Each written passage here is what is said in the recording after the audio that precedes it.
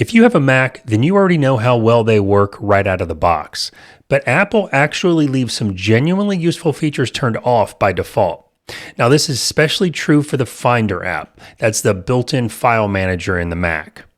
A few small changes to the default Mac settings can make it so much easier for you to do things like find your files, stay organized, and ultimately save you time.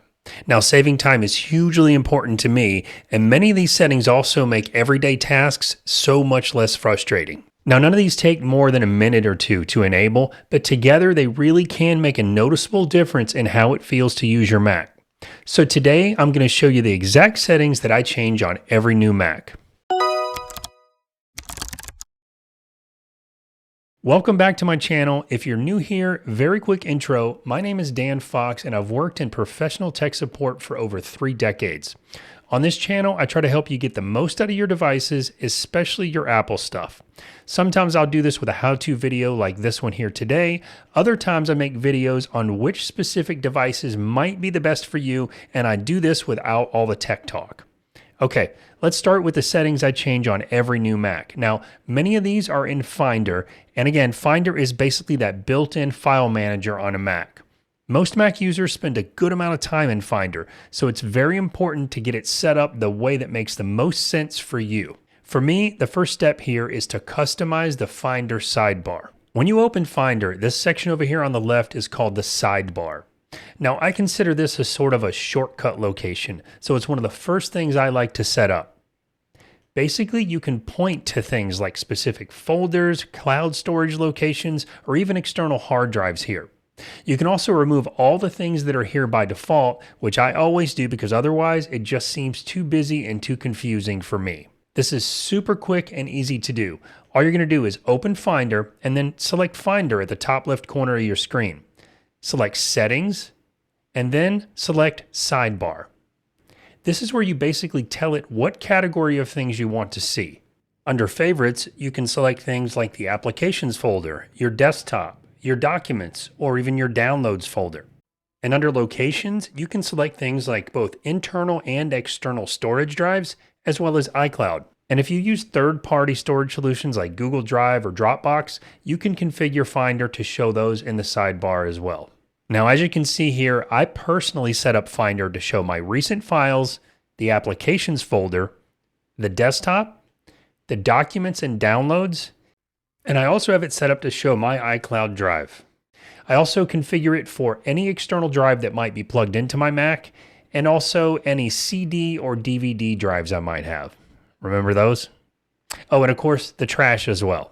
Now, these are just the things I want to see in the Finder sidebar. You may find that there's other settings in here that work best for you, and I'm not going to go through every one of the settings here, so I recommend experimenting with it if you want to know how each of these work. You literally cannot mess up anything here. It's only going to change what shows in the Finder sidebar, so feel free to experiment a bit. Just think of it like an on-off switch for the Finder sidebar. Okay, number 2, while we're still in Finder here, I also enable something called the path bar. This basically shows you what you're looking at in Finder. So if you think of Finder like a digital filing cabinet, inside that filing cabinet you can have folders, or you can have loose files that are directly in the cabinet, not necessarily in a folder. But you can also have folders inside of other folders. And I know this sounds confusing, but it actually makes good sense depending on how you want to organize things. For example, let's say you have a folder in your Documents folder named Taxes. Inside that folder, you may want to have another folder called 2026 for the current year. But then for last year, in this case that'd be 2025, you don't want all that tax document stuff mixed in here with 2026's stuff. So you make another folder inside the Taxes folder called 2025. Now you have a Documents folder with a folder inside that called Taxes, and inside the Taxes folder you have 2 more folders, 2025 and 2026. Now, while at first this configuration might seem a little bit messy, it actually keeps everything cleaned and organized, and you can keep your files and documents from one year separate from those in another year. In Finder, you can turn on the path bar so you can see the exact full path and know exactly which folder you're in at all times, even if it's inside another folder. So that folder structure I just described would look just like this inside Finder. In my documents, here's a taxes folder, and in the taxes folder, I have 2025 and 2026. But if I select View and then select Show Path Bar, it adds a little bar to the bottom here that shows the exact location of the file or folder that you're currently viewing. Now, quick thing here, I use iCloud Drive, so you can ignore that right here unless you also use iCloud Drive. Now, personally, I don't know how anybody operates without having this turned on. Okay, on to the next setting. When you're in Finder and you're looking at a list of folders or files, you can quickly sort them by name, by size, by kind, and there's other variations on how you can sort them. You do this by simply clicking on the associated field here. Now, this is nice when you want to find something specific based on the date or the file type or the name of it or whatever. But one annoyance with this is sorting by name will essentially put any folders that are in this list down inside the files alphabetically. So if you sort it by name, it looks really messy and the folders are buried down here in the list of files. If you want to always keep the folders on top of the files when you sort them by name, it's a quick setting that will do just that. In Finder, just click Finder in the upper left-hand corner, Settings, Advanced, and then Enable Keep Folders on Top. You'll notice you can do this for Windows when sorting by name, and this will fix the issue I just showed with folders being mixed up in all those files. But once enabled, these folders will always stay on top of the list like this when you have items sorted by name. There's also a separate setting in here to do the same thing on the desktop of your Mac. This essentially makes it to where when you're looking at your desktop where you may have files and folders stored, the folders are always on top. It's a small change, but it keeps folders from getting all mixed up with your files. Now, before we get into the other Mac settings, I want to quickly take a moment to thank today's sponsor, Moonlock.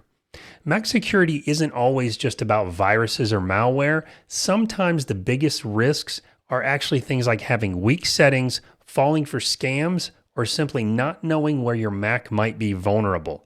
And that's where Moonlock comes in. It can scan for viruses and malware, it can monitor threats in real time, and it can even check your Mac for security weaknesses. It'll then walk you through exactly how to improve them. There's also a built-in scam detector too. So if you ever receive a suspicious email, a text message, or some other kind of message that just seems a little bit off, Moonlock can help you figure out whether it's legitimate or not before you click any links or share any personal information. I've been testing this on my Mac recently, and one thing I really like about it is that it explains everything in a way that's easy to understand without throwing a bunch of technical jargon at you. If you want to check it out for yourself, you'll find my link right at the top of this video description, and you can use my code for an extra 10% off. That code is DanFox10. All right, back to the Mac settings. The next one I'm going to show you here today is called Show the Status Bar, and yep, we're still in Finder. The status bar adds this little strip of information at the bottom of every Finder window that tells you useful things like how many items you have in a folder or how much storage space is remaining on your Mac. It's one of those simple things, but it's very useful, especially as it relates to that remaining storage space on your Mac. All you have to do in Finder is select View, Show Status Bar. And as you can see, there's the status bar. Okay, for the next tip, we're finally going to leave Finder and head over to the Control Center. That's this button here in the upper right-hand corner of your Mac. It's located in the menu bar.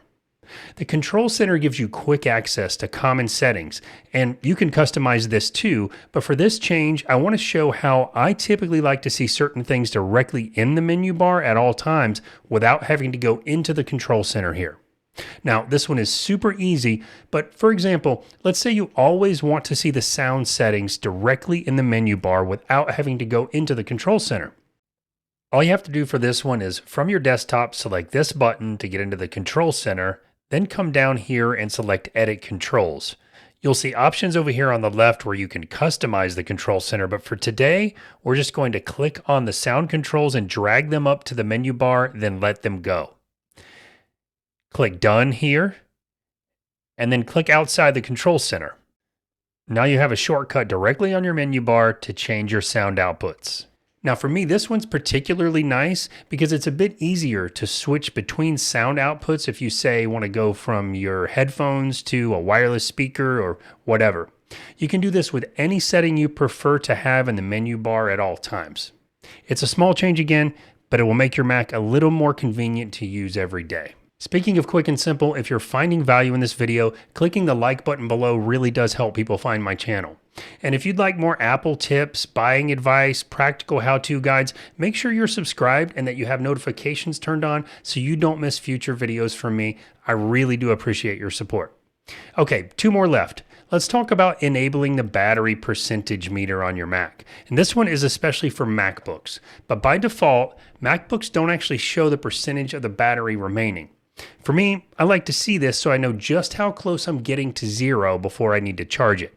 To turn this on, you just click the Apple menu in the top left-hand corner of your screen and then select System Settings.